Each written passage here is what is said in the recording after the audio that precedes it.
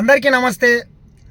వికారాబాద్ జిల్లా కలెక్టర్ అదేవిధంగా Kodangal area development authority chairman కడా వెంకటరెడ్డి గారి మరికొందరు ఆర్డీఓలు ఎంఆర్ఓల మీద దాడి ఘటనలో ప్రధాన సూత్రధారి పాత్రధారి అయినటువంటి కొడంగల్ మాజీ ఎమ్మెల్యే, ఒక రౌడీ ఎమ్మెల్యే మాజీ పట్నం నరేందర్ రెడ్డి గారిని ఈరోజు ఉదయం కేబీఆర్ పార్క్ దగ్గర అరెస్ట్ చేసి అదుపులోకి తీసుకొని మరి కాసేపట్లో వికారాబాద్కు తరలిస్తున్నారు. బొక్కలు కూడా వేయబోతున్నారు. ప్రశాంతంగా ఉన్నటువంటి కొడంగల్లో కానీ తెలంగాణ రాష్ట్రంలో ఒక తన రౌడీలని గూండాలని తీసుకొని వచ్చి అధికారులపై దాడులు చేయించి అంతిమంగా రాజకీయ లబ్ధి పొందాలి, కేటీఆర్ కుటుంబానికి ఏదో తన విఘ్నతని చూయించుకోవాలి. ఈ ఘటనలను అన్నింటినీ సాకుగా చూపి తెలంగాణ రాష్ట్రంలో లా అండ్ ఆర్డర్ ఇష్యూని క్రియేట్ చేయాలి.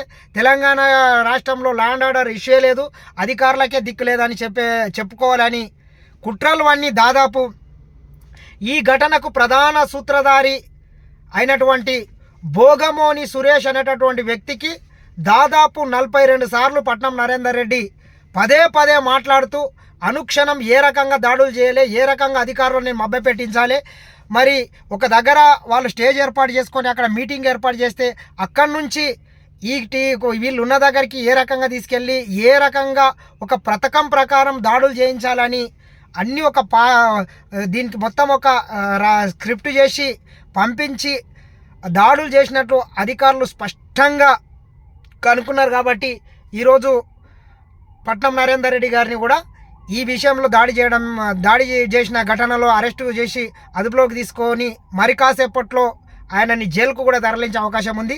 కావున ఇది ప్రజాస్వామ్య దేశం. ప్రజాస్వామ్యంలో ఎవరైనా తమ నిరసనలను తెలియజేసుకోవడానికి వివిధ రూపాల్లో ధర్నాలు చేయొచ్చు, రాస్తారోకోలు చేయొచ్చు, తమ నిరసనని ప్రభుత్వం దృష్టికి తీసుకెళ్ళడానికి అన్ని అవకాశం ఉన్నా కానీ ఈ రకంగా కొన్ని దుష్ట శక్తులతోటి దాడులు చేయించి అమాయకమైన రైతుల్ని బలి చేసినటువంటి కుట్రలకు బండినటువంటి ఇటువంటి వాళ్ళని వదిలిపెట్టొద్దు.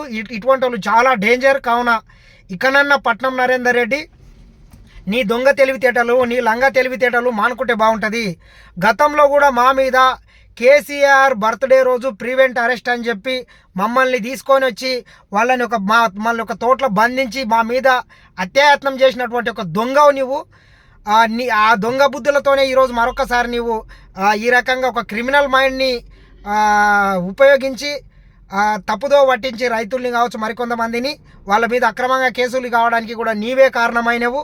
మా మీద కూడా ఆ రోజు చేసినటువంటి దాడికి సంబంధించినటువంటి ఆ కేసులు కూడా మొత్తం ఆ రోజు నీవు నీ అధికారులని నీ పోలీసులను ఉపయోగించి పోలీసుల సమక్షంలోనే మమ్మల్ని ప్రివెంట్ అరెస్ట్ అని చెప్పి నీ రౌడీలతోటి నీవే స్వయంగా వచ్చి మా మీద దాడి చేస్తే ఆ రోజు కూడా నీ మీద అటెంప్ట్ మర్డర్ కేసు అయితే ఆ కేసుని కూడా నీవు ఆ రోజు అధికారులను మేనేజ్ చేసి క్లోజ్ చేపించుకున్నావు బిడ్డ.